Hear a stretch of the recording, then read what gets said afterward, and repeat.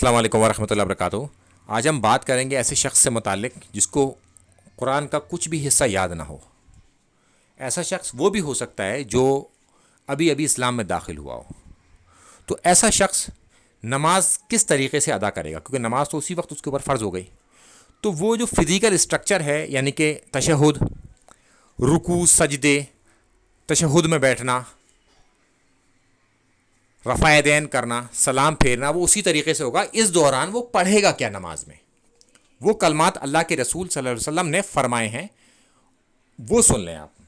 اللہ کے رسول صلی اللہ علیہ وسلم نے فرمایا کہ سبحان اللہ والحمد للہ ولا الہ الا اللہ واللہ اکبر ولا حول ولا قوت الا باللہ۔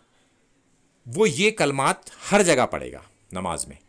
تو کیونکہ وہ عرب تھا تو اس نے کہا کہ اللہ کے رسول صلی اللہ علیہ وسلم یہ تو اللہ کے لیے ہوا، میرے لیے کیا ہے؟ تو پھر اللہ کے رسول صلی اللہ علیہ وسلم نے یہ کلمات اس کے لیے بتائے کہ تمہارے لیے یہ ہے۔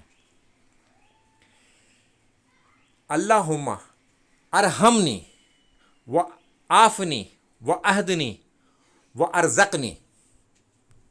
تو لہٰذا وہ یہ کلمات نماز میں ہر پوزیشن پر پڑھے گا، پہلے والے اور دوسرے والے دونوں، اور ساتھ ہی ساتھ وہ نماز کو سیکھے۔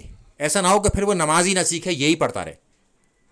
اور اس میں دو چیزیں میں کلیئر کر دوں کہ اگر کوئی اس سے یہ رزلٹ نکالنے کی کوشش کرتا ہے کہ دیکھو بغیر سورہ فاتحہ کی تو نماز ہو گئی، وہ واضح طور پر حکم ہے، اور ایسے شخص کے لیے جسے سورہ فاتحہ آتی ہو۔ یہ ایکسیپشنل کیس ہے جسے قرآن کا کچھ بھی حصہ یاد نہ ہو۔ حنفیوں کے یہاں بھی یہ موجود ہے کہ جس شخص نے اگر ایک آیت بھی نہ پڑھی رکعت میں تو اس کی بھی نماز نہیں ہوگی۔ تو کم سے کم ایک آیت ان کے یہاں بھی ہے، اور باقی لوگ تو سورہ فاتحہ پڑھتے ہی پڑھتے ہیں۔ تو یہ ایکسیپشنل کیس ہے، تو لہٰذا ہمیں اس کو الگ طریقے سے ہی دیکھنا چاہیے۔ السلام علیکم ورحمۃ اللہ وبرکاتہ۔